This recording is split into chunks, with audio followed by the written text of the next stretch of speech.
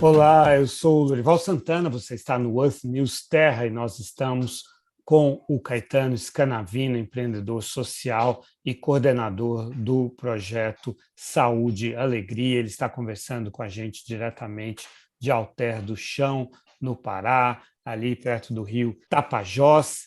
E nos 2 episódios anteriores a gente conversou primeiro sobre a visita dos eurodeputados aí à região, eles que exploram a ideia de criar uma lei para impedir a compra, a importação de produtos brasileiros associados ao desmatamento, foram conhecer a realidade da Amazônia. No segundo episódio, a gente falou de um projeto deles de criação de centros de produção e de beneficiamento dos produtos da floresta para agregar valor, para que não sejam vendidos no seu estado in natura e, com isso, ter um valor muito baixo, falando aí de geração de riqueza dos povos da região, indígenas, ribeirinhos, quilombolas.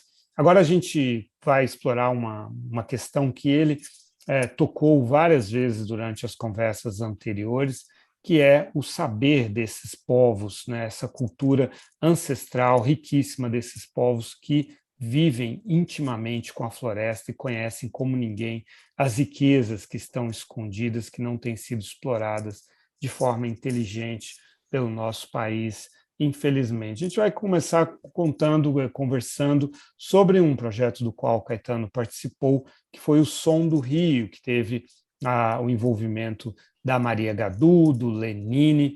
O que foi esse Som do Rio, Caetano? O Som do Rio, literalmente. Era um projeto, uma iniciativa da Maria Gadu, com lideranças locais aqui do Tapajós também, com a Val Munduruku, super parceira, guerreira, moradora também aqui de Alter do Chão, agora.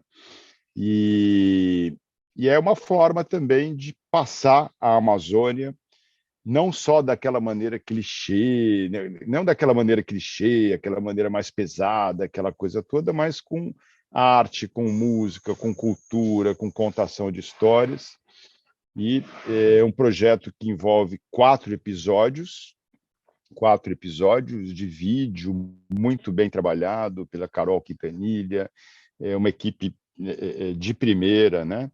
Junto com coletivos audiovisuais indígenas também. Então, a equipe também era uma equipe também de pessoas da Amazônia, né? Na produção, nas filmagens, essa coisa toda. E aí foram 4 episódios, já está em 7 milhões de views no YouTube e está fazendo um sucesso ali tremendo. Eu acho que justamente porque é uma forma de apresentar a Amazônia pela Amazônia, e que aí eu acho que uma das ferramentas, se a gente for chamar assim, né, para proteger essa região, para proteger seus povos, é o belo, é a beleza. Então, cada pessoa que vem aqui, anda no Tapajós, vê um pôr do sol, faz uma reunião comunitária, conversa com alguém daqui, sai daqui, nunca é mais o mesmo. Né? Sai daqui de uma maneira diferente. E se a gente consegue trazer tomadores de decisão, essa pessoa, quando estiver em Brasília ali, ou mesmo os parlamentares europeus que vieram, né, certamente vão pensar 2 vezes, vão lembrar a imersão que eles fizeram aqui, o que eles ouviram, o que eles viram, na hora de tomar uma decisão, caso venha comprometer aquela beleza, né, aquela espiritualidade, aquela sabedoria daqueles povos ali que eles visitaram. E aí, hoje, com a comunicação, o Som do Rio é uma forma, né, de, para quem não conseguiu vir até aqui, pelo menos poder ter essa sensação de estar aqui, de sentir aqui, de ouvir aqui. E é um chamado também para vir aqui, porque, como eu falei antes, nada substitui estar aqui, tomar um banho de rio e bater um papo ali com esse pessoal sabedor dessas comunidades e dessas aldeias. A gente está muito feliz com o resultado. Eu participei junto de um dos episódios, né, com a Maria Gadu, com o Lenine também, porque eram episódios que vinham convidados, passavam 2 dias, aí iam.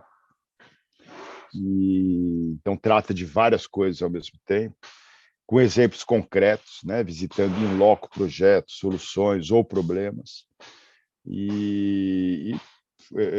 Assim, a gente está aqui, eu estou aqui há 34 anos na Amazônia, é sempre como se fosse a primeira vez, né? E a oportunidade de estar aqui com um povo maravilhoso da comunidade de Jamaraquá, que a gente trabalha há mais de 30 anos, são amigos, né? Amigos, assim. Não é só parceiro de trabalho, de comunidade e trabalho técnico do Saúde e Igreja, são amigos. Poder a gente estar junto com o Lenine, estar junto com o Meragadu, subir ali no Igarapé, no meio do mato, eles fazerem um som, o privilégio de poder estar todo mundo junto, ouvir aquele som, são presentes, né? Eu só tenho gratidão Tapajós, gratidão povo do Tapajós, gratidão Amazônia por estar tendo o privilégio de ser testemunha, né? Partícipe de momentos como esse. Assim. Então, essas coisas que nos dá força, nos dá energia. O que você está contando vai muito na direção do que levou à criação do Earth News Terra. Eu também estive muitas vezes na Amazônia e observo isso, né? Quer dizer, as pessoas falam da Amazônia como se ela fosse um problema, né? E eu Exato. falo, a gente precisa se apaixonar pela Amazônia, né? E para isso basta conhecer a Amazônia, né? Você conta a sua história, você disse que foi para ir para ficar 6 meses e está há mais de 30 anos. Como é que aconteceu isso? Pois é, então, aí quem veio primeiro foi o meu irmão, Eugênio, médico, né? E aí ele, juntamente com a esposa dele, na época, a arte educadora Márcia Gama, eles montaram e fundaram o Saúde e Alegria, e na forma de projeto Saúde e Alegria, começou em 1987 e eu vim em 88. E eu era dark, andava de preto, cabelo arrepiado, São Paulo, totalmente urbano. E aí trabalhava naquela época com fotojornalismo, fotografia, tinha produtora, fizemos campanha política, aquela coisa toda. Aí eu falei, não, vou passar um período sabático na Amazônia, vou ajudar meu irmão, vou ajudar a construir esse começo de projeto Saúde e Alegria, principalmente na área de documentação, fotografia, comunicação. Depois treinar jovens, né, para produzir vídeo, aí virou a Rede Mocoronga, a TV Mocoronga, essa coisa toda. Mas vou ficar 6 meses e volto para São Paulo. E aí passou 6 meses e assim, eu fui vendo que o que eu imaginava de Amazônia era algo completamente diferente do que a realidade estava me mostrando. Né, debaixo da floresta tem gente, então as pessoas acham que a Amazônia é um tapete verde que não tem nada, nem ninguém, ou selva ou selvagens, né? E a gente ter a oportunidade de estar construindo e desenvolvendo um projeto que interage com essa população. Não era um projeto para estudar uma planta ou um animal, era um projeto para construir junto com essas comunidades, essas aldeias. Então, a sensação que eu tive era de um aprendizado permanente e a sensação de ter muito mais aprendido com eles do que eles comigo. E aí veio 6 meses, eu falei, não, é um aprendizado de vida, né? Que nenhuma academia, nenhuma universidade dá. Eu falei, vou ficar mais 6 meses. Aí passou 6 meses, vou ficar mais 6 meses. Eu estou há 34 anos, acho que eu vou ficar mais 6 meses. Se eu falasse assim, vou sair de São Paulo para ficar 34 anos na Amazônia, eu já me trancava no banheiro e esperava passar a ideia, né? E no final das contas, jamais imaginei que ia dedicar minha vida à Amazônia, pela Amazônia, com os povos da Amazônia. E assim, por ser de São Paulo também, a gente entende que é um mundo só, é um planeta só. Então, como é que a gente consegue hoje fazer o inverso, né? Tem um colega de batalha, né, do movimento social aqui da Amazônia que sempre fala: a questão não é internacionalizar a Amazônia, é nacionalizar a Amazônia e amazonizar o mundo. Então, como é que esse eixo Rio-São Paulo, formador de opinião, centro econômico, começa a enxergar a realidade da Amazônia de uma forma diferente, começa a fazer uma escuta maior, dar uma atenção maior às falas dos povos da floresta, todos esses saberes. Aí, como você bem colocou, vai descobrir que a Amazônia não é um ônus, é um grande bônus que a gente tem na mão. E que, se o Brasil souber manejar ela de forma inteligente, pode estar, inclusive, liderando novos paradigmas aí de desenvolvimento mais harmônicos, mais sustentáveis, a partir da Amazônia. Né? A É. partir da Amazônia. Você sabe que, observando o debate aqui no Brasil, a sensação que eu tenho é que talvez o maior obstáculo seja o pensamento binário. Parece que as pessoas, quando a gente fala de Amazônia, de cultura indígena e tudo isso, elas falam: ah, então tá, então nós vamos todo mundo aí de forma super depreciativa, vamos todo mundo então andar de tanga, vamos viver primitivamente, vamos abandonar tudo que a gente conquistou. Não, ninguém está falando isso, né? Como a gente falou sobre o agronegócio, né? Você falou, não estamos brigando com o agronegócio, estamos só dizendo que podemos caminhar juntos com objetivos convergentes, não é assim, e ter benefícios dos dois lados.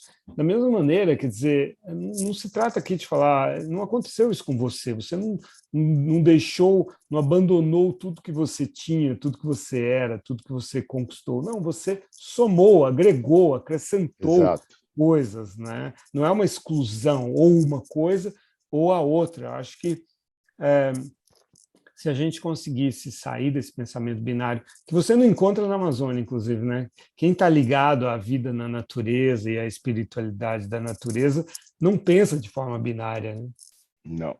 Aqui acho que o binário é aquela coisa reto, né? Aqui é mais circular. Eu lembro até, por exemplo, de uma história dos indígenas Yanomami contando para o meu irmão, né? E como é que o branco faz e o índio faz quando tem que ir num lugar desconhecido na floresta. Então, o branco tem que chegar lá com todo aquele aparato tecnológico, trator, motosserra, GPS, marcou o ponto ali, vai direto ao ponto, para chegar rápido, né, curto e grosso. Aí, depois que ele chegar lá, ele vai descobrir o que ele destruiu em volta. Né? Já os indígenas, eles falaram, a gente sabe mais ou menos que é por ali, então a gente vai indo para lá na forma de uma espiral. A gente vai na forma de uma espiral. Quando a gente chega no ponto, a gente sabe tudo o que tem em volta para poder interagir de forma mais harmônica e mais construtiva. Vai ver se tem uma nascente, se tem uma palmeira de valor medicinal, né? Entre outras espécies. E aí a gente costuma falar que os primitivos são os indígenas, né? E os civilizados são esses brancos. Então, se é assim, né? Eu acho que São Paulo precisa de mais selvageria, no bom sentido, precisa de mais selva, precisa de mais verde, precisa de enxergar as coisas de uma forma mais espiritual e aspiral, né? e aspiritual também, tal qual essas lições ali que os povos indígenas, que esse saber indígena vem nos falando. Né? Tem, por exemplo, agora, a gente também está fazendo, aproveitando que você está falando do link, né? Eu também estou fazendo links com Nobels de economia, por exemplo, e tem uma situação que os indígenas estão aí há séculos falando que parece que agora alguns grandes estudiosos da área de economia estão conseguindo alcançar os indígenas. Né? Então, tem um estudo, por exemplo, de economistas em cima do GPP, que é o Gross Primary Productivity, que é a produtividade primária bruta. Tem um mapa mundi da NASA que mede isso, que é a capacidade de gerar vida com água, luz e ar. E se a gente olha o mapa mundi, exatamente os dois locais em que estão de janeiro a dezembro intensamente gerando vida é justamente a Amazônia e a África Central. E é justamente os dois lugares que a gente está mais desmatando e arrebentando. E aí os indígenas falam, mas eu não consigo entender, né? Se a coisa que tem mais valor no mundo é a vida, por que exatamente vocês estão destruindo os locais que mais fabricam vida? Então, como é que a gente consegue levar esse tipo de visão, né, para o pensamento de quem está em São Paulo, de quem está em Nova York, como é que a gente consegue quebrar, né, essa visão binária que só nos limita para entender que a vida é muito mais dinâmica. E, às vezes, também não precisa nem explicar. Traz uma pessoa, toma um banho de rio aqui, bate uma bola aqui com o pessoal e já está explicado. Eles explicam bem melhor do que eu. Espero que, num outro podcast, você possa já até estar fazendo também, podemos até estar indicando aqui, com as pessoas aqui mesmo das comunidades da região. Sim, sim, sim. E... A gente ouviu o Almir Suruí, o Beto Marubo, a Luciene Kaxinawá, que é repórter nossa, Show, jornalista, ótimo. mas precisamos ouvir mais indígenas, sim, eu quero suas indicações, sim, também mulheres, né? Enfim, a gente precisa ter o máximo de diversidade. Às vezes a gente ouve que a gente está idealizando os indígenas e que os indígenas também cometem crimes, que existem caciques que também vendem as riquezas de forma ilegal, né? Se vendem o acesso ao território indígena para garimpeiros, madeireiros e assim por diante. Qual o tamanho desse problema, na sua percepção, e como prevenir ou evitar e superar essa questão? Então, esse aí merece um outro podcast, né? Porque, assim, a gente conversou de soluções e caminhos econômicos, conversamos também da necessidade de coibir a cultura do ilegalismo, senão não adianta fazer a coisa certa e ser punido porque está fazendo a coisa certa e premiando quem faz a coisa errada. Mas tem um outro aspecto que é importante, é que sem o social não tem ambiental. Então, se a gente analisar a questão da Amazônia, os indicadores sociais da Amazônia, é um abismo em relação a outras regiões. Saneamento básico, daqueles quase 2% de excluídos sem energia, né? A grande maioria, mais de 70%, é aqui da Amazônia. Se a gente olhar a pandemia, a Covid, né? Ela escancarou as mazelas sociais da Amazônia. O primeiro lugar a colapsar foi o Amazonas, foi Manaus. E quando a gente fala de colapso, não é por causa de espalhar o vírus, é a capacidade da estrutura assistencial atender ao mesmo tempo aquela quantidade X de enfermos. Então, enquanto no resto do país se buscava respiradores, aqui não tinha nem oxigênio. Além de não ter respiradores. Se tivesse respirador, não tinha como abastecer com oxigênio. Então, esse abismo, ele continua. Então, se a gente não tiver investimentos sociais, saúde, educação, políticas de bem viver, fica muito difícil tratar da questão ambiental. Então, coisas que acontecem, por exemplo, se eu sou lá um indígena, meu filho está doente, o governo só vem me falar que eu tenho que apoiar uma lei para legalizar o garimpo dentro da minha terra, que aí eu vou ficar rico. Mas aí eu me pergunto, puxa, mas tem tanto garimpo também fora da terra aqui e o município continua um dos mais pobres, porque se o garimpo já está dentro da minha terra aqui, aquele garimpeiro está lá na minha frente. Aí, ao mesmo tempo que o governo quer que eu aprove essa lei, ele fecha a torneira da saúde, da educação. Então, eu não tenho de forma suficiente aquele serviço na qual é meu direito ter. Eu preciso de um medicamento. O governo também não tirou aquele garimpeiro ilegal que está ali na frente da minha aldeia, garimpando. Então, o que eu vou fazer? Eu vou pedir para ele, só tenho a ele a recorrer. Aí ele vai me dar um medicamento, eu salvo meu filho, e a aldeia do lado vai falar, pô, você se vendeu para o garimpo, rachamos. Ao rachar, entram mais 50 garimpeiros. Então, é um ciclo perverso, mas está longe de dizer que um racha. Não é um racha. Racha é quando você tem 40%, 60%, 45%, 55%.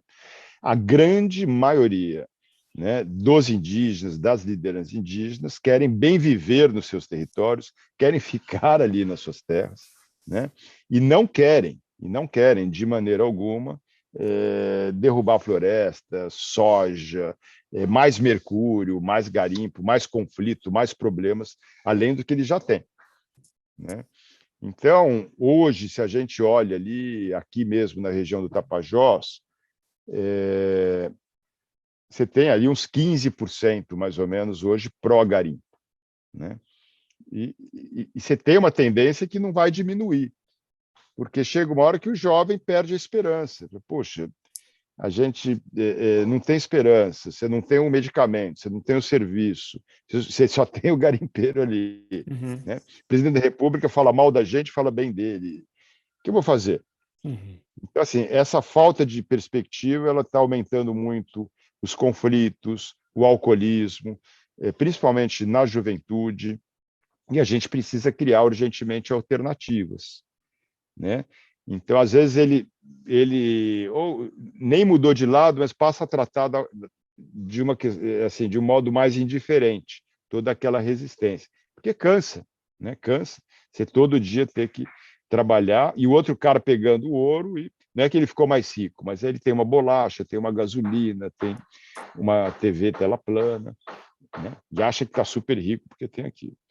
Agora, então, assim, o que a gente precisa, com urgência, fazer é construir com eles alternativa econômica aos garimpos. Então, você tem nas regiões aqui muita castanha, muita copaíba, né? O que a gente vê hoje é que, às vezes, o indígena coleta castanha e, ao levar para esses entrepostos, que também estão dominados pelas atividades garimpeiras, né? Em troca, você recebe o combustível quase a mesma quantidade que você gastou para levar até lá. Então, são situações de trabalho análogo ao escravo. O próprio garimpeiro do chão, aquele que está lá, né?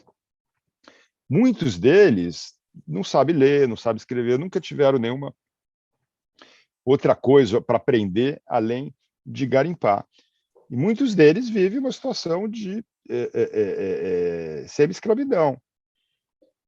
Não estão ficando mais ricos, estão criando dívida, eles que estão inspirando o mercúrio, né? Você tem uma situação insalubre, e é um modelo de ocupação que, se a gente falasse, puxa, vale a pena, bacana, se eu for criticar, você é contra o progresso. Eu sou contra esse modelo de ocupação, porque se a gente pegar aqui os municípios áureos do Tapajós, Jacareacanga e Itaituba, se a gente pegar o índice Firjan de desenvolvimento municipal de 5.500 municípios brasileiros, Jacareacanga, por exemplo, está entre os 100 piores, está entre os 100 mais pobres. Né? São municípios majoritariamente com muita população indígena, né? Jacareacanga. Então, que tipo de progresso é esse? Já que tem tanto ouro no subsolo, deveria então ter asfalto, saneamento, escola de primeiro, hospital de primeira, internet banda larga, energia estável, e é muito diferente se você tiver a oportunidade de ir lá. Então, essas coisas não dá para discutir de forma binária, né? A gente tem que entender, também não dá para você falar todo garimpeiro é bandido, todo indígena que mudou de lado é vendido, é bandido. Existe uma complexidade de carências sociais, violação de direitos, insuficiência de serviços básicos, né, que precisam ser analisados com mais maturidade, porque se a gente consegue identificar o problema, a gente vai poder construir a solução. Se a gente maqueia o problema, a gente não vai encontrar uma solução que solucione. Então, são desafios também que a gente precisa qualificar o debate como um todo, e o debate que não se restringe apenas à Amazônia. Quem está comprando esse ouro? Os Faria Limers, né? Todo esse ouro ilegal, toda essa madeira ilegal, né? A grande parte da madeira ilegal da Amazônia brasileira não vai para fora, vai para São Paulo. Então, assim, a gente precisa, como sociedade brasileira, dar um passo atrás, qualificar esse debate, sair desse binarismo. Gostei de você ter realçado isso e discutir seriamente, né, a Amazônia, e de uma forma até muito mais do que o que a gente está perdendo. O que a gente está deixando de ganhar. Uhum. Né?